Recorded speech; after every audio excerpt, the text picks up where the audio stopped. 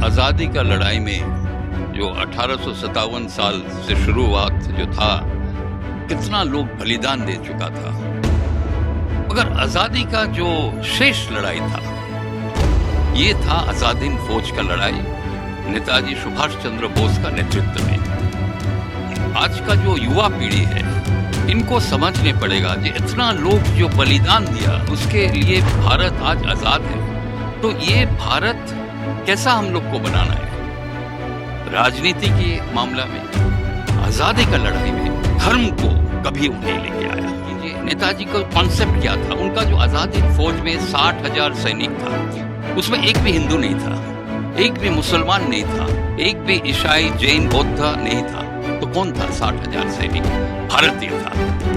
सब दल विभाजन का राजनीति करते हैं, धर्म को लेकर राजनीति करता है, वोट बैंक राजनीति करते हैं। नेताजी इसके खिलाफ लड़ाई करते हैं। हम नेताजी सुभाष चंद्र बोस का परपौत्र है और शरद चंद्र बोस की पुत्र है। तो बहुत खुशी की बात है कि हम लोग आज सब जयपुर में आए हैं, ये शहीद दिवस मना रहे। देखिए, आज़ादी का लड़ाई में जो 1857 साल से शुरुआत जो था, कितना लोग बलिदान दे चुका था। भारत आज़ाद हुआ, काफ़ी लोग जिनका नाम भी हम लोग नहीं जानते हैं, जो बलिदान दिया था। मंगल पांडे का जो सिपाही विद्रोह आंदोलन था, वही था शुरुआत। उसके बाद शहीद भगत सिंह, खुदीराम बोस, राजगुरु, बिनोय बादल दिनेश, बहुत लोग। एक बार वो लोग सोचा भी नहीं, एकदम कूद पड़ा आज़ादी का लड़ाई में। इसके साथ महात्मा गांधी का जो अहिंसा आंदोलन था, वो भी ब्रिटिश जो एम्पायर था, साम्राज्य के ऊपर एक प्रभाव जरूर पड़ा था। मगर आज़ादी का जो शेष लड़ाई था, ये था आज़ाद हिंद फौज का लड़ाई नेताजी सुभाष चंद्र बोस का नेतृत्व में। तो आज देखिए, आज का जो युवा पीढ़ी है, इनको समझने पड़ेगा कि इतना लोग जो बलिदान दिया, उसके लिए भारत आज आज़ाद है। तो ये भारत कैसा हम लोग को बनाना है। नेताजी ने जो दावा किया था, ये आज़ादी के बाद भारत एक धर्म निरपेक्ष राष्ट्र होगा, सबके लिए एक मौका रहेगा, इक्वालिटी रहेगा, विमेन्स इमेंसिपेशन। देखिए, हम लोग इतना सालों बाद, कुछ साल पहले भारतीय सेना में, इंडियन आर्मी में commission officers, women commission officers किया। बट नेताजी सुभाष चंद्र बोस, उनका आज़ाद हिंद फौज में 1944 में रानी ऑफ झांसी रेजिमेंट गठन किया था और महिला को एक ही सम्मान मिला था पुरुष के साथ आज़ादी का लड़ाई में। तो आज देश को रक्षा करना है, तो एक मात्र जो रास्ता है, नेताजी आध्यात्मिक थे, स्पिरिचुअल थे। नेताजी ने काली भक्त भी थे, दक्षिणेश्वर मंदिर में वो जाते थे। मेरा पिताजी अमीयनाथ बोस के काफ़ी करीब थे, उनका चाचा। तो मेरा पिताजी बोलते थे कि 1 बजे 2 बजे दक्षिणेश्वर मंदिर में वो जाते थे। उनका एक अलग शक्ति मिलती है माँ काली के मंदिर में जाके, उधर जाके मेडिटेट करने के लिए।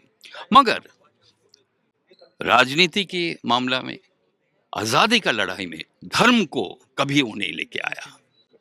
धर्म धर्म का जगह में है, राजनीति का जाएगा, आज़ादी का लड़ाई का जाएगा। तो आज देश को रक्षा करना है। स्वामी विवेकानंद, जो नेताजी को आध्यात्मिक गुरु भी मानते थे उन्होंने, तो स्वामी जी का आदर्श जो था, चरित्र गठन करने का जो आदर्श, वो नेताजी ने आज़ाद हिंद फौज में इम्प्लीमेंट किया था। तो आप स्वामी जी को सामने रखिए। जितना भी क्रांतिकारी लोग हैं, उनका जो बलिदान है, ये इसका आपको सोचने पड़ेगा कि ये बलिदान उन्होंने दिया एक मजबूत राष्ट्र बनाने के लिए। तो आज देखिए, नेताजी वापस आते 1947 में, तो देश की बंटवारा कभी नहीं होता, बंगाल कभी डिवीजन नहीं होता। सुभाष चंद्र बोस पहला अखंड भारत की पहला प्रधानमंत्री थे और शेष प्रधानमंत्री भी थे। तो 1947 में वो वापस आते तो हम लोग को अखंड भारत की आजादी मिलते, वो नहीं मिला। ये गद्दारी हुआ है देश के प्रति। तो आज जो भारत बच गया इसको भी रक्षा करना है, तो नेताजी को आदर्श बनाइए, सबको एक कीजिए। नेताजी का कॉन्सेप्ट क्या था? उनका जो आजाद हिंद फौज में 60,000 सैनिक था, उसमें एक भी हिंदू नहीं था, एक भी मुसलमान नहीं था, एक भी ईसाई जैन बौद्ध नहीं था। तो कौन था 60,000 सैनिक? भारतीय था।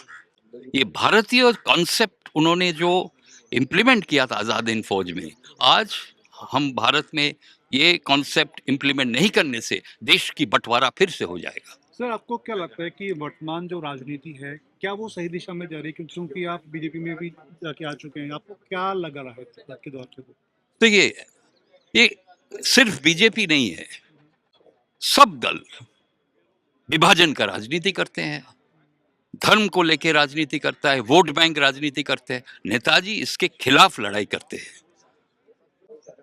और ये खाली नेताजी के बारे में नहीं है। अब देखिए, जितना भी महापुरुष थे, देशबंधु चित्तरंजन दास, सुभाष चंद्र बोस, स्वामी विवेकानंद, खुदीराम बोस, ये सबको एक बना के लड़ाई किया था। तो सब धर्म को एक बनाइए, भारतीय बोल के आप प्रतिष्ठित कीजिए, भारत तब नहीं रहेगा। भारत का कॉन्सेप्ट क्या है आपको पहले सोचने पड़ेगा। भारत का कॉन्सेप्ट, भारतीय कॉन्सेप्ट क्या है? खाली भाषण देने से नहीं होता है। नेताजी जो बोला, नेताजी ने करके दिखाया, तो आपको करके दिखाने पड़ेगा। भाषण देके वोट बैंक राजनीति नहीं चलेगा। आज देश बहुत गलत रास्ते पे चल रहा है, इसको आप युवा पीढ़ी को संभालने पड़ेगा। देश को नेताजी को आदर्श ले आइए, जो क्रांतिकारी का जो कंट्रीब्यूशन है ये आप सोचिए, और सबको भारतीय कॉन्सेप्ट में आप इंप्लीमेंट कीजिए। आपका लोगों का भी शुक्रिया।